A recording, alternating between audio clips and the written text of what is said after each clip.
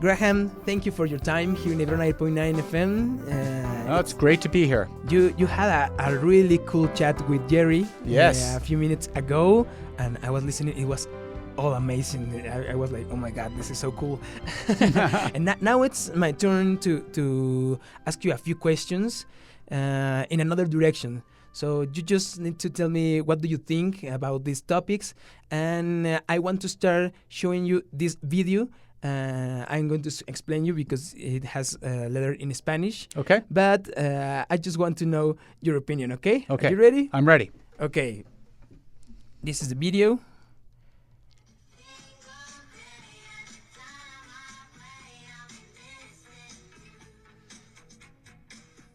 Okay. And robot dancing. Robot dancing, and it says ChatGPT and I after delivered the whole month work.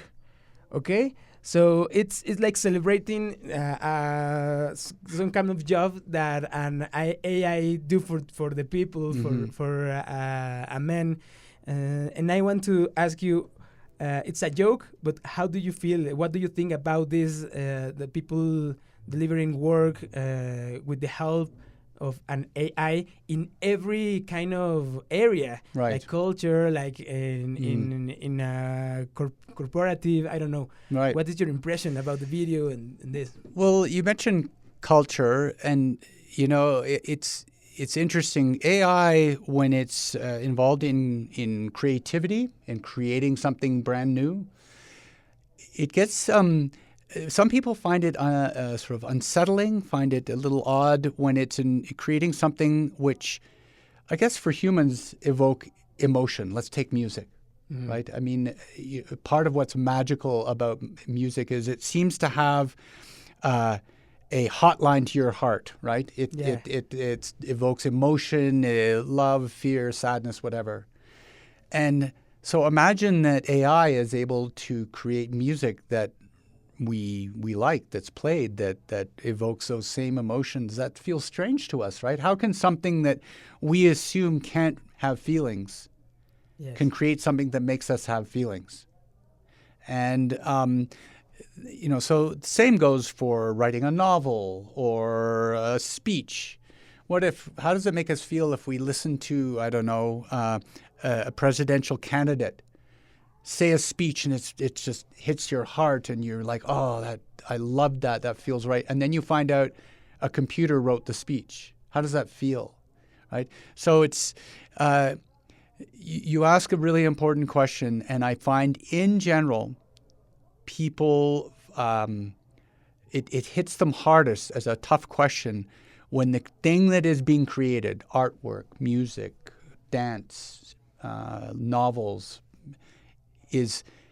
has an emotional effect. And how do I feel about it? I think it's somewhat inevitable. I think it is going to happen. And I think at the very least we're going to find that AI is used to improve our own abilities in those areas. So I would not doubt that AI pretty soon is helping songwriters.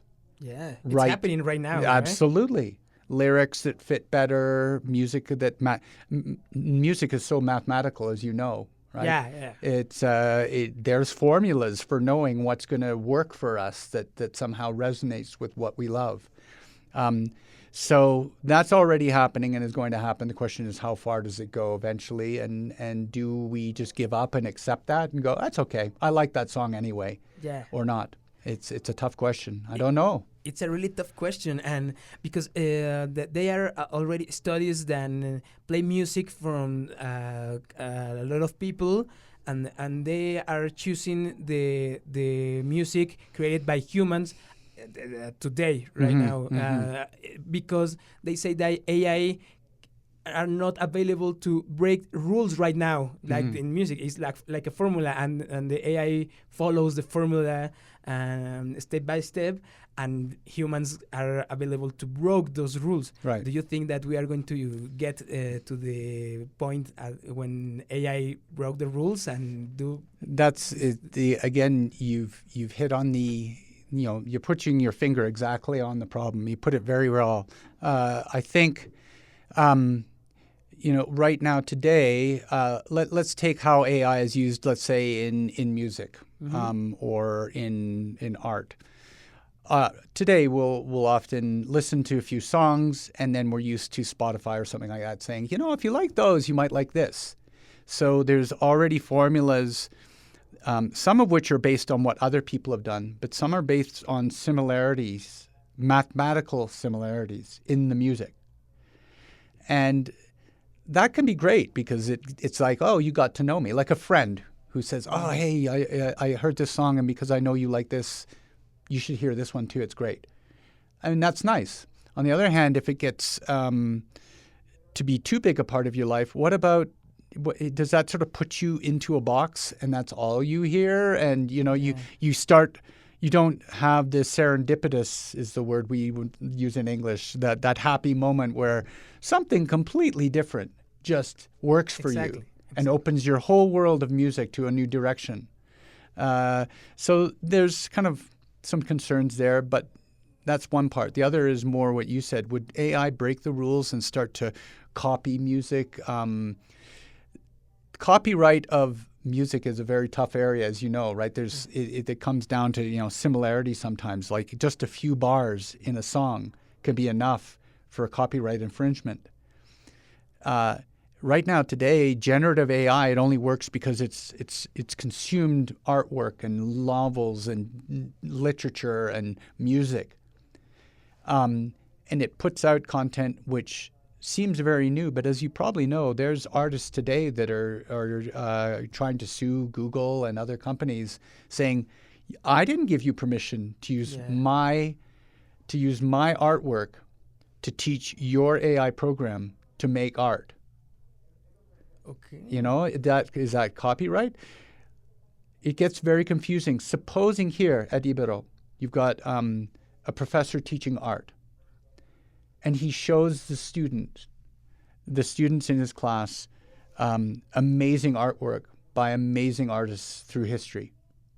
And they see it, their brains interpret it, they internalize it, and maybe they go out and say, I was very influenced by that artist. I'm going to do something like that artist. Is that bad? Probably not. That's what people do. That's what universities are for, is to show human success in every field and encourage us to be creative with what we've seen. So why is that any different than an AI system seeing thousands of beautiful paintings and being able to generate its own based on those paintings? Why do we see that as a morally different thing? I'm not on one side or the other at the moment. I'm so confused, to be truthful, with how AI fits in our society in a good way when it comes to the arts. And science is a bit different because our job is to find the truth. Yeah, I think in science it's easy because it's just I don't know, keeps it gets to the answer with less time, right? Because you have all the tools, so it's a great tool to have all the information, right? Just with some clicks. And we're trying to science tries to uncover something that's already there. Yeah. The arts and the social sciences, you're trying to create something that was never there. Yeah. As you say that with Jerry, that it's okay when you need to find the answer, correct or incorrect answers. When you have a correct one and incorrect ones. That's cool. When there's no correct answer, things get complicated very quickly. You're right. Complicated. I want to tell you this, something that it just happened 2 days ago here in Mexico, that Playboy Mexico now published the first cover with a new model who was created completely by an AI. Right. So this model has what they say no imperfections, and I was thinking about Playboy getting money because the subscriptions and the magazine has the same cost than ever, but now they don't have to pay to a model. So that was the debate that appears 2 days ago here in Mexico. What do you think about this situation? Yeah, it's. I mean, that's a hard question. That's an interesting question for everyone to consider, and I think it's made even more emotional because it's Playboy and it's exploitation of female bodies and all. It gets very complicated. I'm going to answer your question not so much answer it, but at least expand on your question by asking another question. Okay. How would people feel if you had a graphic artist, a human, just a normal person, using Photoshop or something? He's so talented that he's able to create a photorealistic image of a Playboy cover model. That came from his head. That person doesn't exist. That person, the image is perfect. It's unattainable beauty, that kind of thing. So how do we feel about that? Now, the only difference in those two scenarios is where did the ability to generate that image come from and what generated it? Yeah, so, the end result is the same. It's a photorealistic image that goes on the cover of Playboy. The difference is that let's assume the human artist just sees, people all day long, just like all of us. He begins to develop his own internal picture of what beauty is and draws it. The AI system, I don't know, how was it trained? Presumably with other Playboy covers or something like that. But the end result is the same. So it probably sounds to you like I'm sidestepping your question, but in a way I'm trying to see if we can refine the way we get the answer. To get the answer of how you feel, it's important to imagine a human doing that and see how you feel about that. If you're okay with that, but not with the AI example, then you need to figure out exactly why. That's it. So it's worth considering. So that in a way is my answer because I can't go beyond that. I'm not sure how I feel about it either. I mean, how do actors feel about the prospect that they may be out of a job because we can make better actors doing better, look better, act better, cheaper. They work 24 hours a day. Now what? It's astounding how many ways AI is going to affect the humanities and the arts.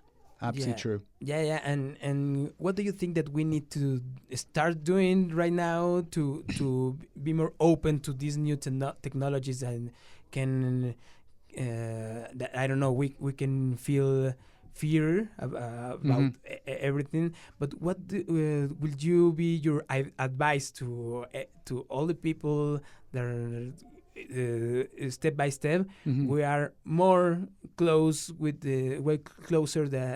this technology every day. Yeah, I think there's two things that are going on. I think within AI and the sorts of examples we just talked about, which may work out and allow us to find a path through this. So I'd encourage, and answer your question, the people listening to this to think about this. Maybe they can be a part of the solution. One is that we develop policies, we meaning Mexico or other countries, develop policies about how AI-created information and content must be labeled. Right? So we have laws today about how, let's say, certain products have to be labeled. You have to say where they were manufactured. If it's food, you have to say what's in them. And there's rules, and people adhere to those rules. So that lets you understand what's in the box, so to speak. What if we had similar rules with AI content, and you're obliged to say this content was created by AI? It's mandatory. And there's fines if you're caught doing something otherwise. And it's illegal to try to pretend that something that with AI generated was real. Okay. So the success we've had with labeling products and packages and goods, we could maybe extend to AI generated products. that could help. Secondly, it's worth thinking about how we have treated products that we buy and love that are made just in a factory versus something that is labeled underneath. You look at the bottom of a bowl and it's handmade. Yeah. And with that comes the sense of uniqueness, of often quality. You kind of treasure it more because you can picture literally a person who has learned a skill, just like a person like you, that loves nothing more than to make these bowls. These bowls are important, or whatever the product is. So handmade conveys a human quality to whatever this thing is. And so, in other words, you going back to the beginning of the Industrial Revolution, you could fight the idea of a factory and jobs being taken away, or you could accept the fact that as the world evolved and economies evolved, we had to work alongside factories. They're very good at certain things and they make products cheaper and they're very reliable and so on and so on. But there's still a market for handmade things. There's still a market for handmade movies with real actors. Yes. And so on, right? So that, just keep that in mind before we get too scared. Yes. Remember, there's analogs from the past. There's analogies we can look back on and say, that was scary for them too, but it worked out. And here we are today, and it's okay. It's going to be okay. That's a really cool question, a really cool answer, Graham. And I'm thinking about the idea that in the future, maybe we could have this ceremony of awards, the movies made by an AI and the other one. There like you the go. Grammys, no? The Grammys, the Oscar for AI and for That's people right. made. And it's not a joke, and you just get used to the idea of AI directors and the notion of a screenwriter that's and the screenplay is AI generated. You know what? I love that movie, so I don't care. That's fine. That's fine. And I love that other one for a different reason with a human director and nothing but human actors. And there's a difference, and it's like animation versus live action. It's so cool, and we are using the tools of AI here in the radio. Recently, we just tried to make a voice from an old person, just to sound like he was in his 20s. So it was so helpful. Yeah. Something that it will take hours maybe from us, an AI do it for us, and we just released the show yesterday. Yeah. It was so cool. Right. So I think that we are on a good way in that I sense, think right? so too. We'll have our problems along the way. Mm-hmm. I don't doubt it, and I think AI is advancing so quickly that makes those problems more intense, because it's hard for us to keep up and adapt and learn new things and introduce policies and so on. So I think we'll have our problems along the way, but I do agree with you that in the end I see some really amazing things coming our way that are going to enrich us. Yeah.